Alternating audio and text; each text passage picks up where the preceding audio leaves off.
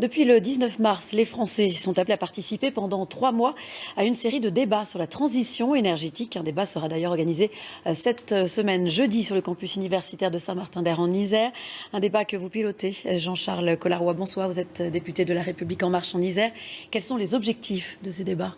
Bonsoir. Effectivement, pendant plusieurs mois, le gouvernement français, aidé par la Commission nationale du débat public, va organiser partout sur le territoire des débats pour que les citoyens, les entreprises, les collectivités puissent se saisir de la question de l'avenir énergétique du pays. On doit écrire la feuille de route en 2018 pour les 10 ans qui viennent de l'énergie en France. Et donc dans ces débats, on va pouvoir parler de la montée en puissance des énergies renouvelables, de la chaleur renouvelable.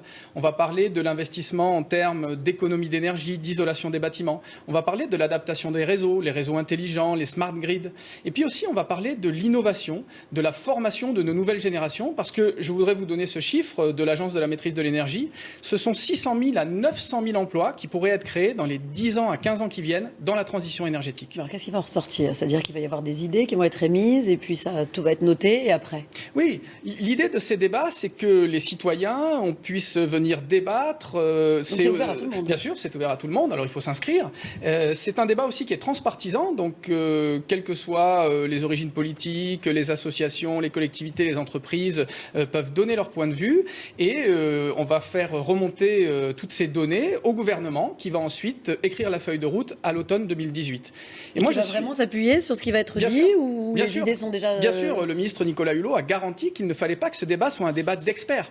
Il faut que la population s'en saisisse. Et moi, je suis enthousiaste, mais je sens cet enthousiasme aussi parce que, vous voyez, on a déjà plus de 500 inscrits à ce débat jeudi soir. Le président de l'Assemblée nationale, François de Rugy, nous fait l'amitié et l'honneur de venir conclure cette manifestation. Et donc, je sens cet enthousiasme pour ce débat. Alors, cet enthousiasme, et puis c'est d'autant plus important que le Centre économique, social et environnemental a rendu il y a quelques semaines un avis très sévère sur la transition énergétique française. Non seulement nous ne remplissons pas les objectifs que nous sommes fixés, notamment en matière d'énergie renouvelable, mais nous serions pas même sur la trajectoire pour y parvenir. Oui, vous savez, moi, au Parlement, je suis dans la commission développement durable et aménagement du territoire. J'ai été rapporteur du projet de loi hydrocarbures. Donc, ce sont des sujets qui m'intéressent, sur lesquels je suis très impliqué. Et effectivement, nous devons faire plus, mieux et encore plus vite. Et la part du nucléaire, on va en parler du nucléaire ? C'est un des sujets, mais il ne faut pas que ça soit le sujet central. Il n'y a pas que la baisse de la part du nucléaire, il y a tous les autres sujets dont j'ai parlé.